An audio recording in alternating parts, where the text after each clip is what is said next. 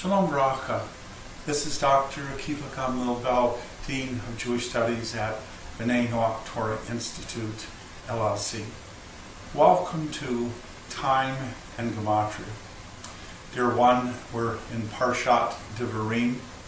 That's Devarim Kitavo. That would be Deuteronomy chapter 26, verse 1 through 29, verse 8. And we're in lesson 7, our chapter 7, and our discussion is centering around a time to acknowledge we are blessed. When Abraham was 70 years old, the Lord said to Abraham, "Lech."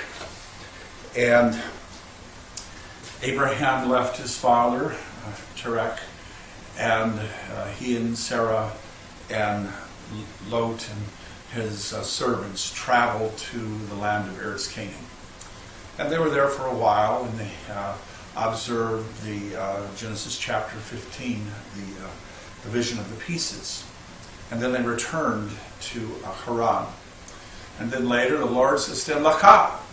So we have Lech, Lecha, in Genesis chapter 12. And go, get out of your place of birth, away from your father, away from your land. Go to a land that I'm going to show you and wander about it. And so Abraham did as the Lord commanded. And we recognize that because Abraham is a man of faith, we read, "And I will make you a great nation, and I will bless you and make your name great, and you shall be a blessing, and I will bless those who bless you, and curse those who curse you. And it shall be that all families of the earth will be blessed, and you shall all families of the earth be blessed." The fruition of this word from the Lord has been ongoing. It was given at a time when Abraham was 70 or 75 years old, perhaps. And so from that point up until now and throughout all of eternity, it's Hashem, God willing, those who bless the people of Israel will be blessed. Now we know that later in Genesis, the Lord spoke of Abraham and he said, "I know that he will command his household after him." And so we recognize there's this accountability, this important degree of accountability for those of us who are the people of Israel.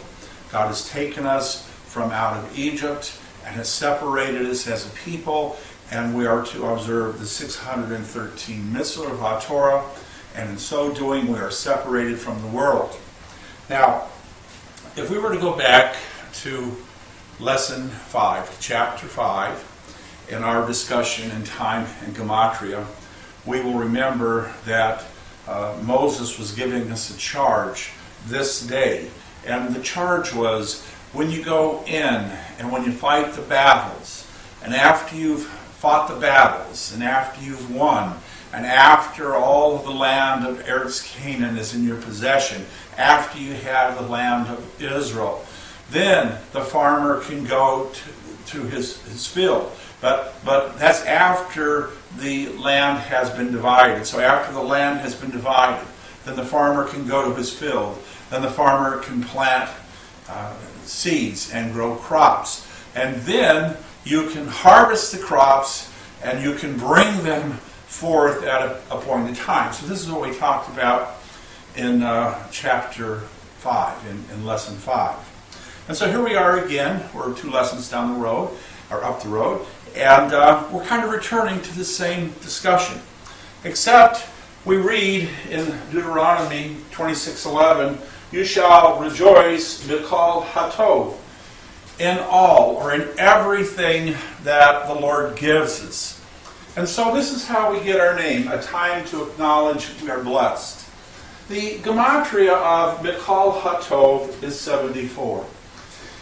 And we recognize that in this Parshat, this is a Parshat where we talk about pronouncing the blessings and pronouncing the curses. And we know that the last curse in in Deuteronomy chapter 27, verse 26, is for those that should fulfill all the mitzvot, all the commands of the Torah, all 613 of them, but don't do it. Then they're to be cursed. And everybody is to say, Amen. And so we look at it today and we see our holy temple is destroyed.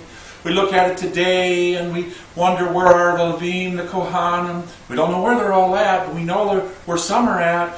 And we look at the mitzvot of giving to the Levim and to the Kohanim and tithing. And we look at the mitzvot of living in the land of Eretz Israel. And we look at so many different mitzvot that are not being fulfilled. And so are we cursed? No, not necessarily. Now I know the Torah says that you don't fulfill these mitzvot, you're going to be cursed. There are some things that are not in our control. And so, dear ones, we don't need to worry about those things that are not in our control. We need to worry and be concerned about what is in our control. And so we recognize that we come right back to the premise. The premise is a time to acknowledge we're blessed. So we're blessed when we observe the Mitzvot of The Torah. And in Deuteronomy chapter 29, verses 1 through 8, we have a list of all the different ways we're going to be blessed. And all that we have to do is observe the mitzvot, the commands of the Torah. And so, when we have individuals who are well-meaning and their intentions are to save the world, so to speak, and they want to share their joy and the happiness that they have found in whatever particular belief they have, and so they try to persuade us to realize perhaps that from their position and from their understanding that the Torah has been fulfilled, and all the mitzvot of the Torah has been fulfilled, and that we don't follow that anymore. Well, that's not true. That's a mistake. That's incorrect.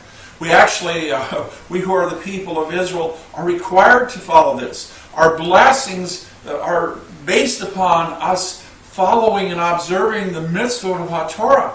And, in fact, individuals who are well-meaning and they're kind and they're loving and they care very much for us, they try to help us out and they support the land of Israel and they're really good people. But you see, they don't understand. They don't understand that if we stop observing the mitzvot of the Torah, we'll no longer be the blessed people. Because it's our observance of these mitzvot that separate us and make us holy. And it's these observances of the mitzvot that God has promised to pour all these blessings upon us. And so if we're to do, as God had said in Genesis chapter 12, to be a blessing to all the families of the earth, then it's really, really important for us who are the people of Israel to be very conscientious and very, very sincere and very dedicated to observing the mitzvot of the Torah. So we recognize that God is not going to change His word. In Psalms 119:89 it says, "Forever is your word fixed in the Hashemayim, in the heavens." And so we recognize that God said that we are to listen to the voice of the Lord our God in this week's Parshat, in the notes. And when we listen to the voice of the Lord our God, when we follow the observances that the Lord has commanded us, then we're going to be the blessed people, and the rest of the world is going to be blessed because we're all doing, God willing, what we're supposed to. So, the word ad is to eternity, until, to eternity. It's a Gematria 74. The word eight is witnesses. We are to witness. We're the witnesses. We saw the deliverance from Mitzrayim. We received the Torah on Har Sinai. We're the witnesses that are going to stand on these two mountains, one for blessing and one for cursing. We are the witnesses for all eternity, God willing. And Yesed is to appoint, to set up. Dear ones, every day we say our Tehillim, we say our prayers, we say Ashrei Yoshevei V'Teka Ojek Haluka Selah, and we continue on and we say, I will bless you every day, I will bless you, I will praise you, I will honor you, I will acknowledge you. And so you see, dear ones, that is a time to acknowledge we are blessed, and it's a time to say thank you. It's a time to be appreciative. It's a time to know that we are blessed. Dear ones, I want to thank you for joining with me.